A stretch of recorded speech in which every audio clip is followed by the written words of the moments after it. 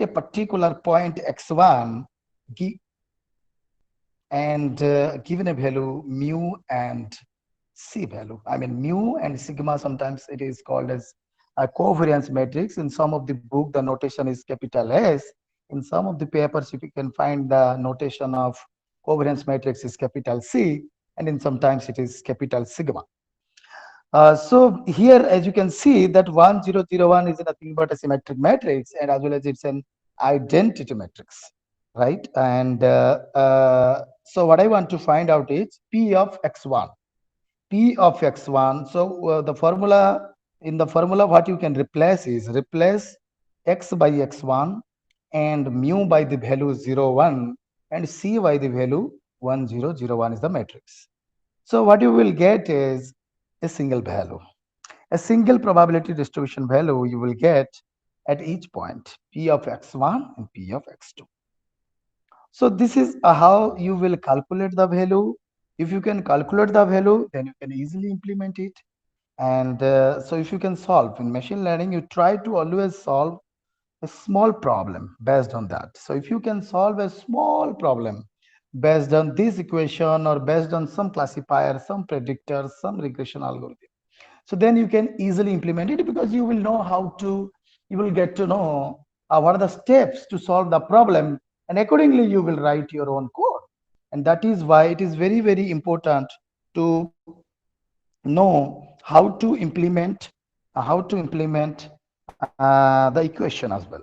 So here the equation is pretty simple: 1 by 2 pi to the power d by 2. D is a constant, d is a value, you know that d is nothing but the dimension of the feature vector. Here it is nothing but 2. So 2 pi is a constant value. C, determinant C, determinant of c to the power 1 by 2, which is also a constant value. So e to the power minus 0.5 x minus mu transpose c inverse and x minus mu. So while calculating this is nothing but a vector and matrix multiplication. So what you have to do here is you have to maintain. So you have to be very, very careful regarding the dimensions of the vector. So whenever you will calculate, you just have to remember that e to the power some value, it should be a single value, because you are calculating exponential to the power something. It cannot be a vector. If it will be a vector, then you cannot calculate it. So it should start with, I'm just talking about the tricks. So it should start with the 1 cross something, because x is a vector, mu is a vector out here. So it should start with 1 cross 2 followed by 2 cross 2. The output will be 1 cross 2. Then definitely the last one is not the transpose. If the first one is a transpose, it is the transpose of the transpose. So of course it will be 2 cross 1. So the output will be 1 cross 1. So in this way you will implement it. So now directly coming to the Bayes classifier. So now slowly we are moving towards the Bayesian classifier, and the Bayesian classifier says that. So let us first talk about a two-class classification problem, which is very easy to understand. And just for simplicity, let us first consider two-class classification problem, and then we will be discussing a multi-class classification problem, right? And so two-class classification problem, sometimes called as binary classification problem. So two-class pattern classification using Bayesian classifier. So data of a class is represented by its class conditional probability density function. So just now we have discussed about this probability of x, this equation. So in this equation, there are two parameters, as I already mentioned. One is mu and one is c. C is nothing but a covariance matrix here. So mu is different for different classes, because I already told you that all the time the data of a class will form a cluster. If the data will form a cluster, data of a class will form a cluster, then what will happen is you can apply Gaussian distribution functions on it. So just remember one thing here, that every class will have its own mean and own covariance matrix. That's the point you have to remember here. So every class will have its own mean. Every class will have its own covariance matrix. So then it is otherwise called as likelihood function. So for class 1, it will be probability of x given c1. C1 is given to us. So accordingly, we will calculate the probability of x. This is conditional probability. You all know that. And for class 2, it will be probability of x given c2. So I will discuss in detail when I will show you the coding, and as well as when I will give you an explanation by considering one example, by considering one data set. And one more thing is the prior knowledge, the prior probabilities. So let's say initially you are dividing the data, you are having 100 number of samples, and out of that 50 samples are from one category, and other 50 samples are from another category. So your initial task is to divide the data set into training and testing. And what you have done is you have divided the data into 70 and 30 ratio. So I mean 70% is for training and 30% is for testing. So out of 100, if you will consider 70%, and out of 100, as I already told you, that 50 samples are from class 1 and class 2. So what I am right now doing is I'm dividing the data set into 70% and 30% ratio. So 70% will go for 70% of the samples will go for training, and rest 30% will go for testing. So it will be better if you will do stratified division, random as well as stratified division. So you can randomly divide 70% out of 100, 70%, and you will simply divide the data set into 70%. So 70 samples will go for training and 30 sample will go for testing. I'll come back to the stratified division later on. And just for now, just remember what I'm doing is simply I'm dividing the data 70% for training and 30% for testing. So that means 70 samples will go for training and 30 samples will go for testing. So as I already said, that whenever you will build the model, so you should not use a single sample of the testing set. So then we have to only use the training set. 70% only, that means 70 samples. So out of those 70 samples, some of them will definitely belong to class 1 and some of them will belong to class 2. So the prior probability will be, let's say I have divided it randomly, and out of that, what I have found out is that 30 samples belongs to class 1 in the training set itself out of 70, and 40 sample belong to class 2. Then how would you calculate the prior probability, and what is the prior probability? The prior probability is nothing but here 30 by 70 and 40 by 70. 30 by 70 is for class 1 and 40 by 70 is for class 2. So this is what I mean, based on the output levels, how many output levels or how many output values belong to class 1 and how many output values belong to class 2 out of the total number of training samples will represent the prior probability.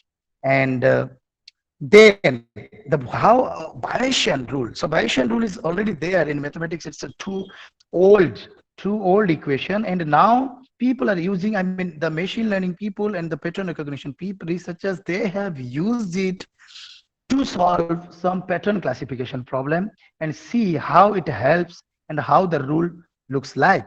If you look at the rule, on the left hand side, something called as P of C1 given X, probability of a class 1 given X. So this X is nothing but a testing sample for which you want to find out the class level. You want to find out a probability for class 1 as well as class 2.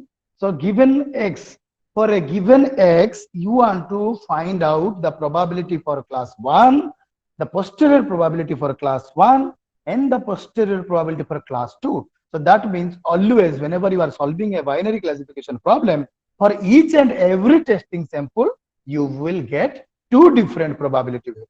So out of those two probability values, then how will you decide that whether it belongs to class C1 and class C2? That I will discuss later on.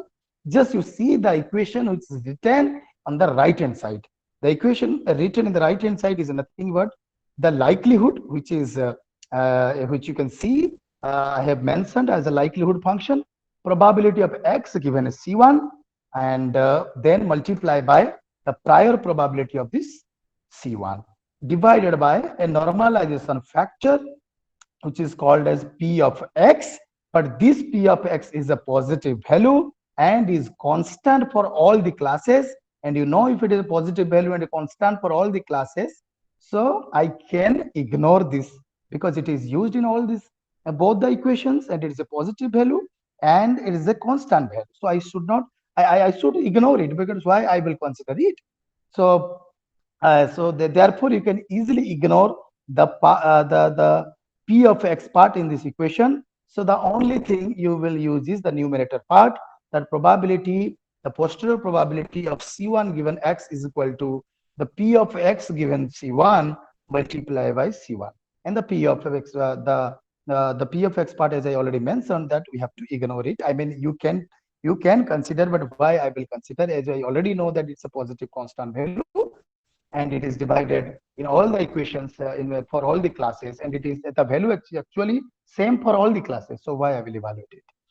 So that is, therefore I can easily ignore the denominator out here, and the probability of occurrence of x and px is the normalization factor.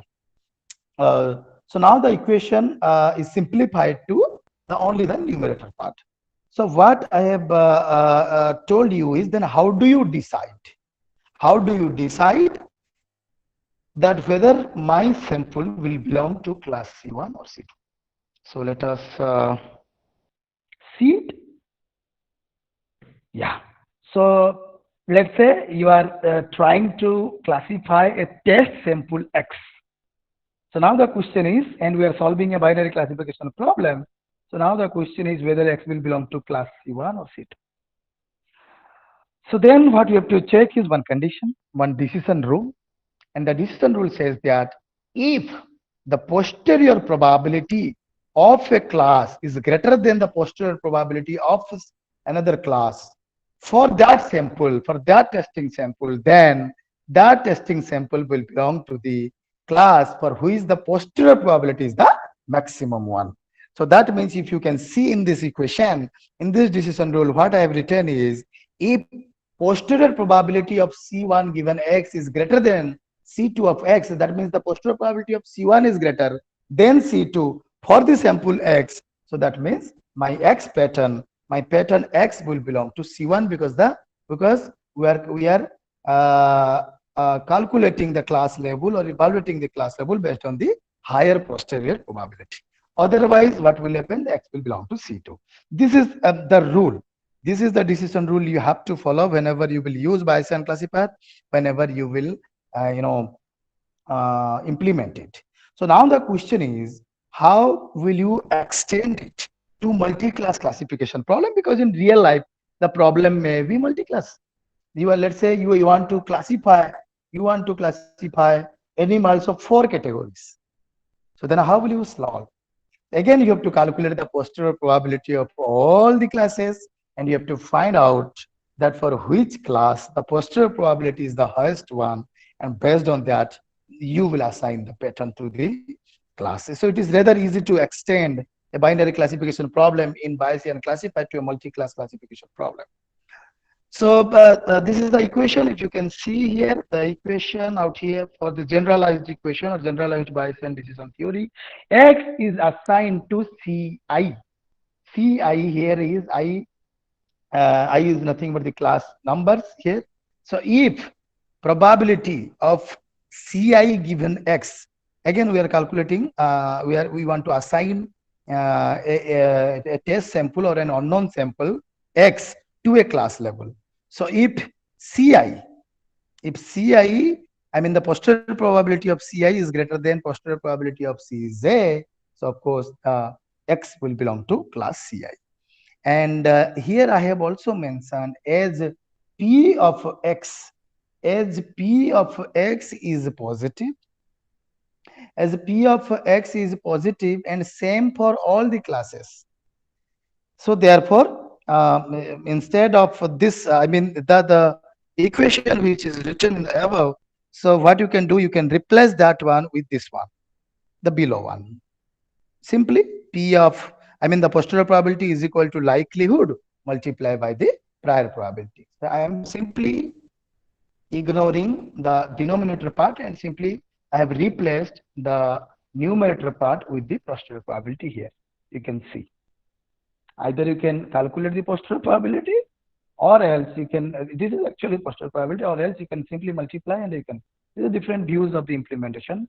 So now the question is, so given a problem or given a data set, how will you solve the problem using Bayesian classifier. So there are two things. So first we have to divide the data set into training and testing. As we've already discussed, that 70 sample will belong to class C1 and I mean training set, and 30 samples will belong to test set. So then from those 70, these 30 you should not touch, because this is a testing and we should treat it as an unknown sample. You will test it to to verify your model, how your model is behaving on the unknown samples. So leave those 30 samples right now. You just so now let us talk about only 70 samples which are in the training set. So what I have to calculate?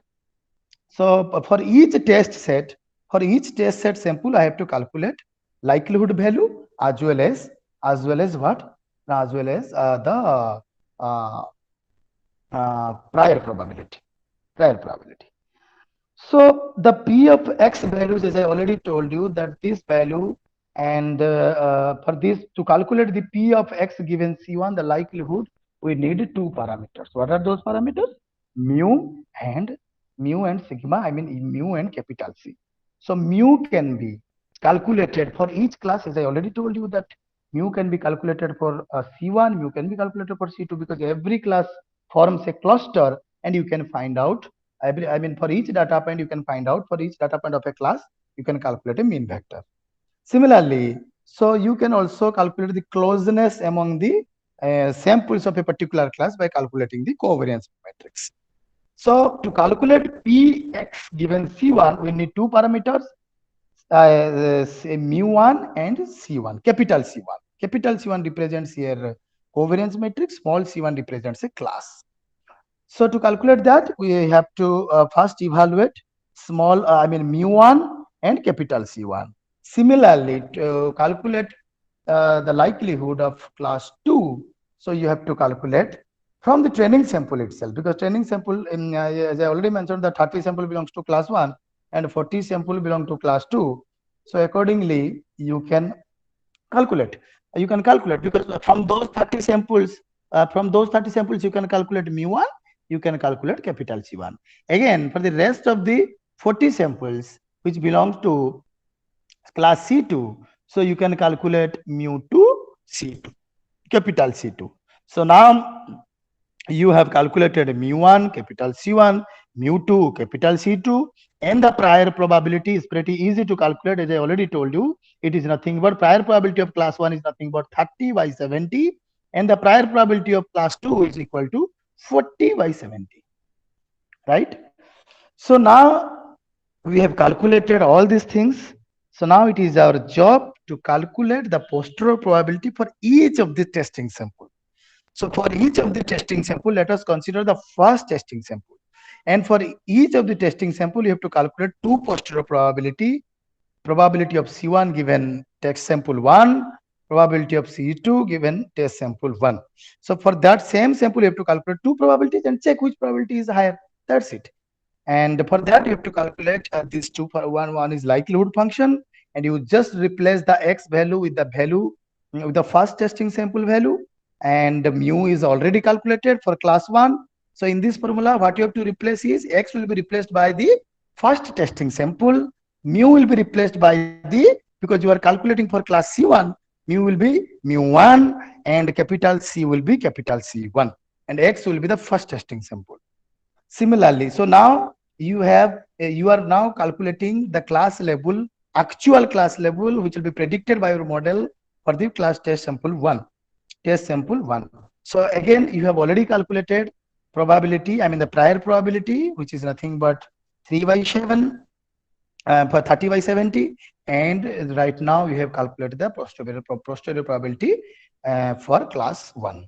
So a second time you will calculate again the posterior probability for class 2, and the posterior for calculating the posterior probability of class 2, what you have to do is you have to calculate the likelihood for class 2, and for likelihood of class 2, you have to again, X will be replaced by the first testing sample, and mu will be replaced by mu2, capital C will be replaced by capital C2.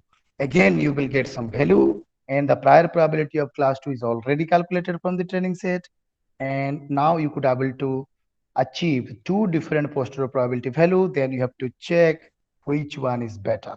So accordingly, now what you have done is simply you have assigned a class label for a test sample 1. Similarly, you will run a for loop, you will run a loop for all other models, I mean for all other testing samples, and each time you will assign one class label to each testing sample. I hope you would have you understood the concept the of the Bayesian classifier, how you will implement it.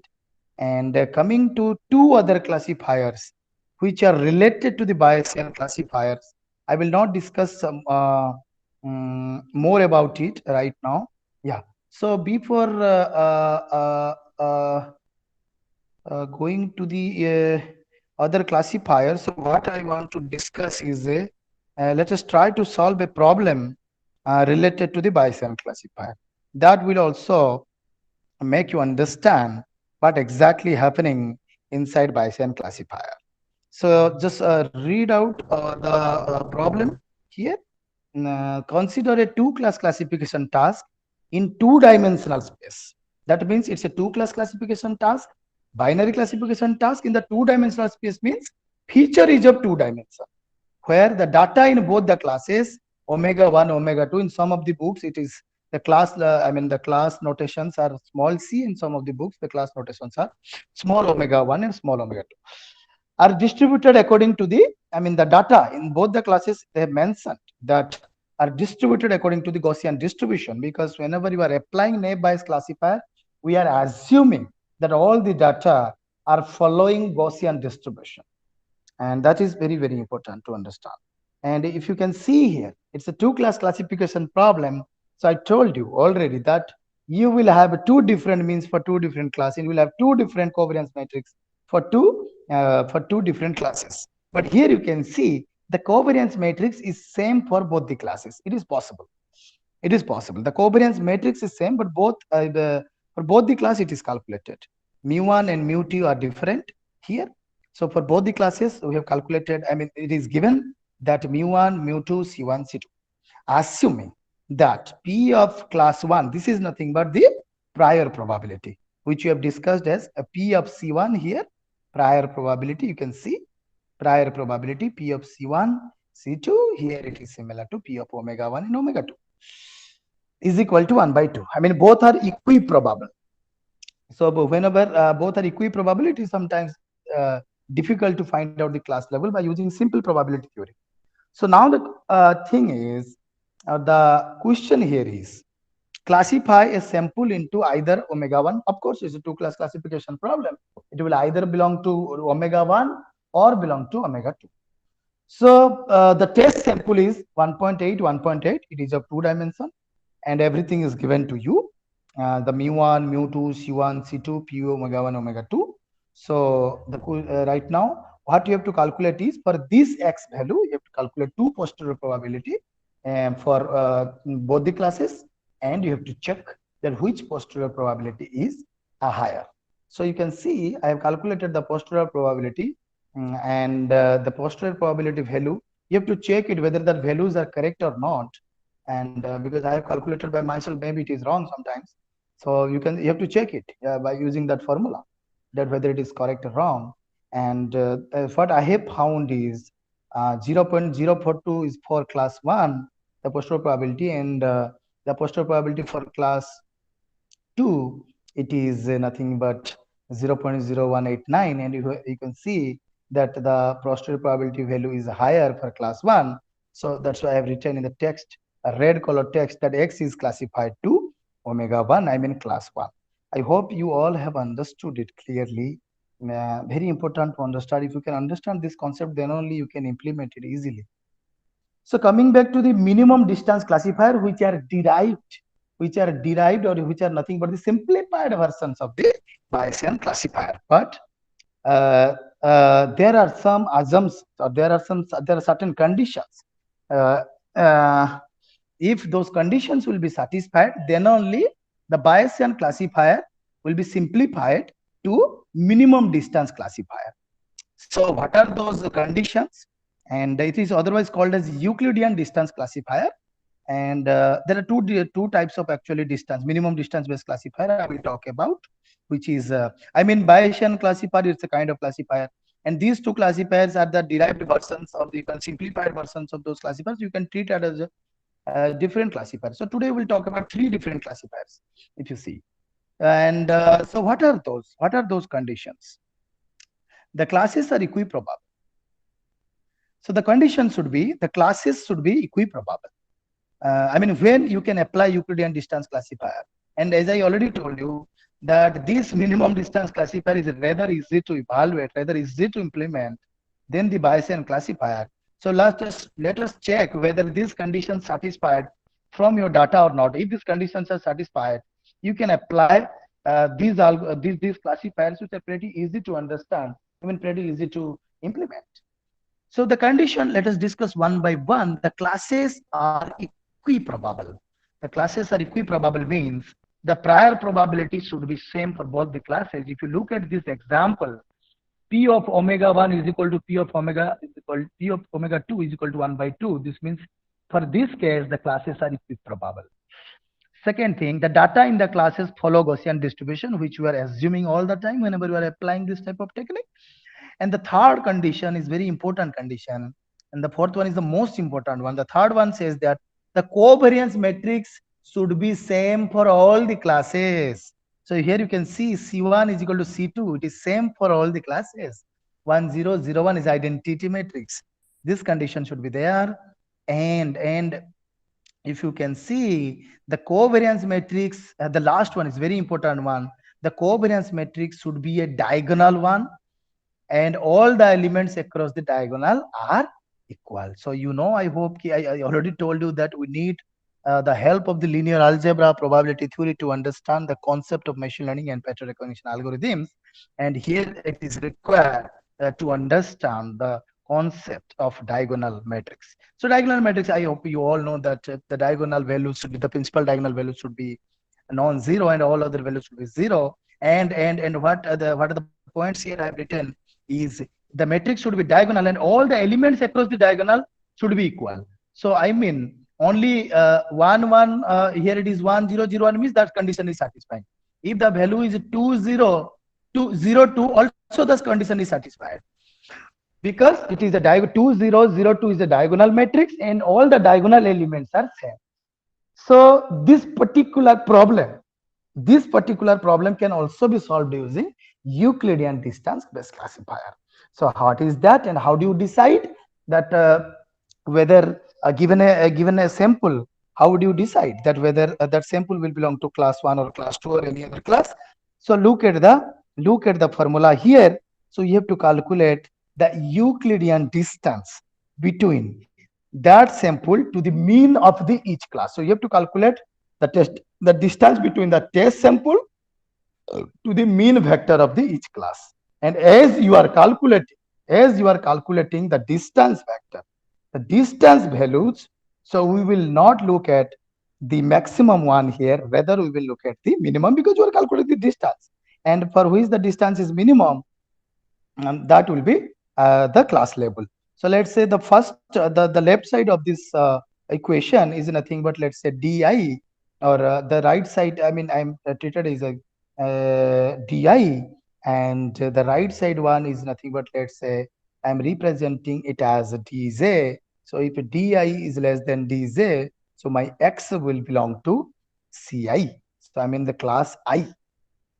So that means the distance of this unknown sample x to the class I, to the mean vector of the class I, is less than the mean vector of the class j.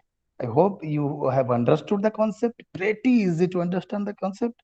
So it assigns a pattern to the class. Very important line. It assigns a pattern to the class whose mean is closest to it with respect to the Euclidean norm. And this equation is very well known. You all know that. And now if you see, now you can tell me that my point is my feature vector is 1.8 and 1.8. And one feature vector, one mean vector is 1 1 and the one is 3 3. So which one, if you calculate the distance between this x and mu1, x and mu2, which will be the closer one. Of course, the distance between this vector x and mu1 is closer, because you can see the difference 1 to 1.8. Here it is 1.8 to 3. So see, by looking at the problem, I can easily tell the the class level directly.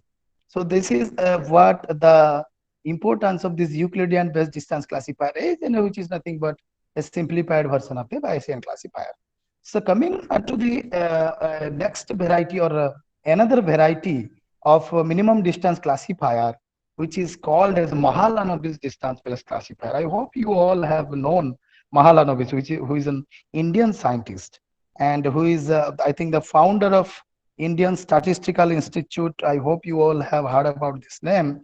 ISI Kolkata is the founder of this institute, and is one of the top research institute we have in our country. So he's an Indian scientist and very famous statistician, and very important to know about him, and as well as the classifiers associated with this Mahalanobis distance measure.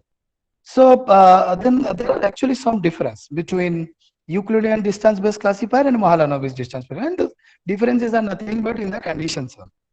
So we have discussed about 4 conditions in Euclidean distance classifier. If these 4 conditions will be satisfied together, then we can simplify a Bayesian classifier simplified to a Euclidean distance classifier. But here, yeah, you can see for the conditions are from 1 to 4, right? So the first condition, second condition, third condition, fourth condition. The only condition which is left, which is not required in case of the fourth one, the Mahalanobis distance classifier is nothing but the fourth one. Everything will be same. The classes should be equiprobable. The data should follow Gaussian distribution. The covariance matrix should be same for all the classes. The covariance matrix is the same for all the classes, but it should not be diagonal. It should not be diagonal, and the last condition will not hold. So if the last condition is not holding, so then you can use the Mahalanobis distance based classifier in place of Euclidean distance classifier. And how you will decide whether the particular unknown sample will belong to class 1 or class 2, you can see how different it is from the Euclidean distance based decision rule. Only the thing here I have written in terms of S inverse. Again, you just treat it as a C inverse, capital C inverse, which is nothing but covariance matrix. So you have to calculate the value here, the distance here, and check that for which class the distance is less, and accordingly you can implement it. So now your job is to implement 3 different things. So even if I have seen, even if these conditions are not satisfied, sometimes people used to directly apply Euclidean distance based classifier, Mahalanobis distance based classifier, without checking all the conditions. That is also sometimes okay, but that time you have to check whether it is giving good results or not. And if it is not giving good results, then again you have to come back to conditions and check whether the conditions are satisfied or not. But it is better always if you can check the conditions and apply it after checking all the conditions. Otherwise, you can directly apply the Bayesian, simply the conventional Bayesian classifier, which we have already discussed. And right now, our job is to implement these algorithms or by means of a data set. So, Sandeep sir, are you there? Yes, sir, I'm there. I'm here, sir. अरे यार अभी तक भी current नहीं आया.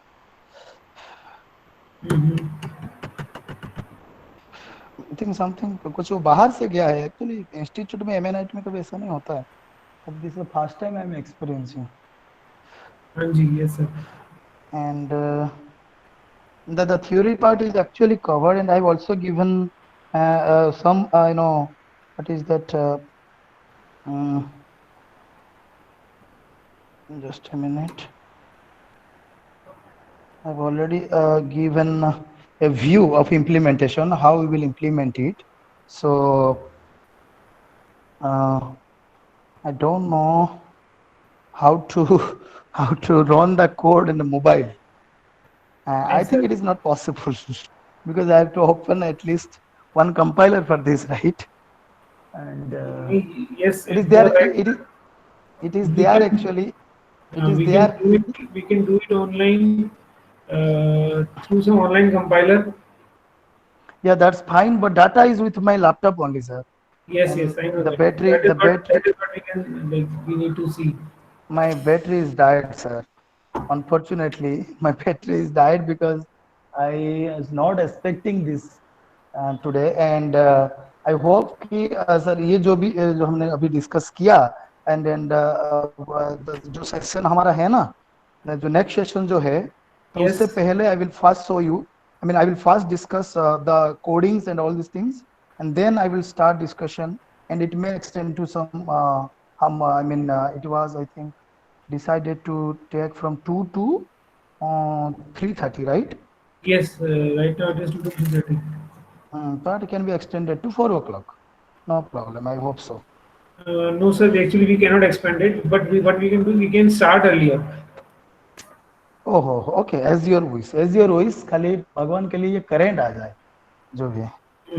And I hope. Okay. Is there any doubt with this? Any implementation? Have you? I mean, I am asking to all the participants. Did you get any implementation view? How would you implement given a data set? Let's say you want to solve a problem. You want to solve a pattern recognition problem. So how will you do that? Can anybody explain, or if anybody wants to ask some questions, he can ask, or she can ask, I can explain it right now. That how, or given a problem or given a set of images, how we will solve a problem using naive Bayes classifiers and all this.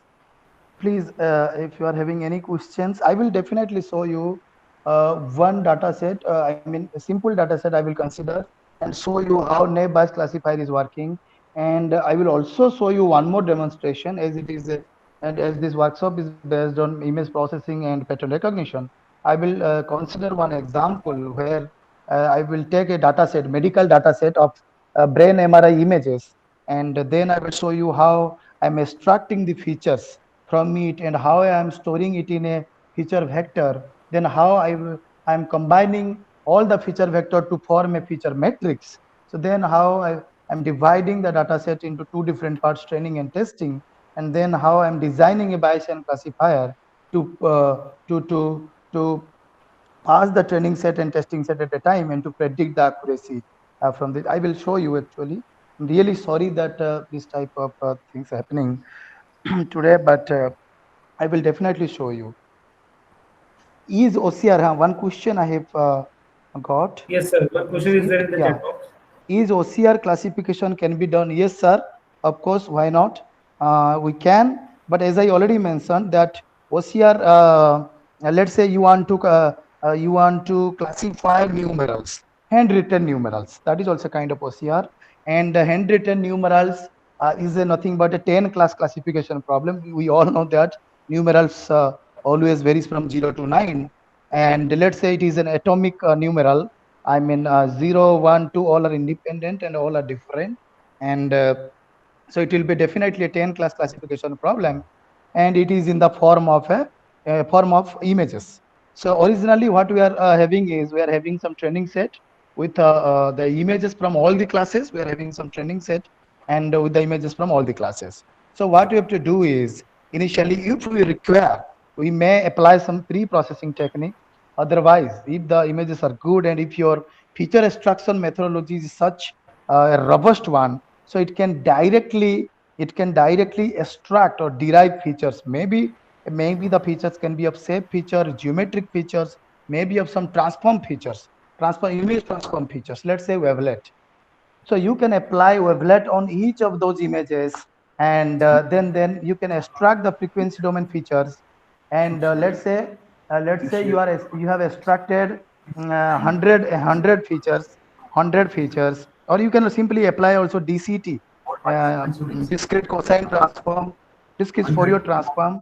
And let's say you have extracted 100 number of frequency domain values or frequency values or features for each of the samples. So now your feature vector is of 1 cross 100 dimension, I mean, it is a 100 dimension feature vector.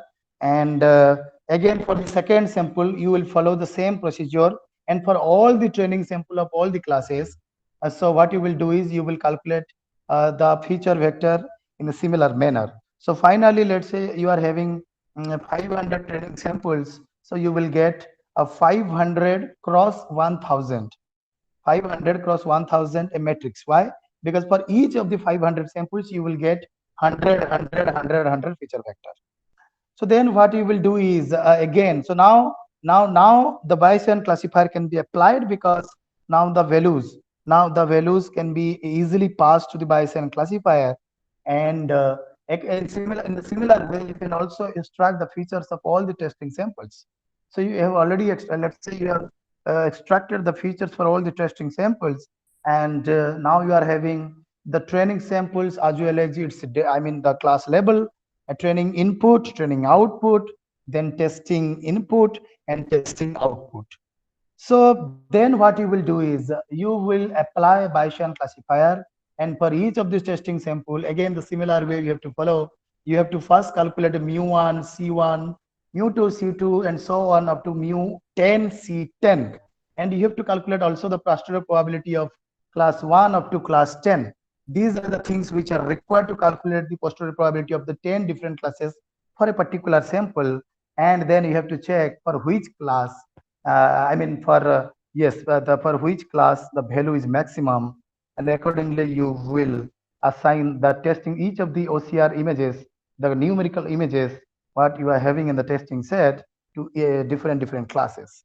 And after that, you will have a vector of actual output which you have predicted by your model, and then and we are already having that desired output or the target output. Then you can calculate the confusion matrix, and you can calculate accuracy and whatever you want, the sensitivity and all the things, ROC curves and everything, area under the curve for each of the class you can calculate. And in that way you can apply even this one. And not only this Bayesian classifier, you can apply any other classifier in a similar way. This is what exactly the pattern recognition problem is. I hope you have understood, sir. Question is there from Ankur sir, that is whether Mahalanobis distance is applied for the vector images only. Yeah. Second questions I got received, whether Mahalanobis distance is applied for vector images. Can you explain it in detail? What you want to? Ankur sir, you can unmute yourself and you can ask directly. No you can please unmute your mic and please discuss Yes. directly. So actually, I've seen many filters, but in case of a vector connectivity, Can you please say loudly, sir? Can you please say loudly? Sir, I think some technical issue is there again. Technical issue is there. Exactly. Sir, I think let us stop here, and the moment the current will come, I will let you know. And yes, sir. Sir, one thing we can do, if possible, if you have a code with you on mail or like on like that. No, sir, I don't have the code in email. I can attach it, but the thing is, I have to switch on my laptop, right? Sir, you can, if you have, then you can share it with me. I can share to all the participants, and then it is actually, it is not with. I mean, I have not attached in my email. It is there in my laptop, sir. The moment, as I said, the moment I will switch open, I mean, I will switch on my laptop. I will definitely start it. And then before I start my session of medical imaging, I will definitely first finish this part. And I have already discussed, I hope I've already discussed that implementation view, and I will simply show the code, and they will easily able to understand the code. And later on, I will share also the code. No problem. I will share the code as well. Okay. Okay, sir. Then we need to wait it. Yeah. I'm expecting that everything will be fine. Okay, sir. Right now they are concluding it, and as soon as like you are able to take the lectures, let me know. We will start within 15 minutes. I will convey the message to the students on group, and I also ask and request all the participants to be connected through WhatsApp. as soon as we got like we are able to connect, or sir will be able to connect, I will let you know through WhatsApp, and we will start the session likewise. And I'm really sorry, sir, for this inconvenience. No, sir. First, No, sorry. no need to say sorry, sir. Mm. It's okay. So thank you very Okay. much. Thank you, sir.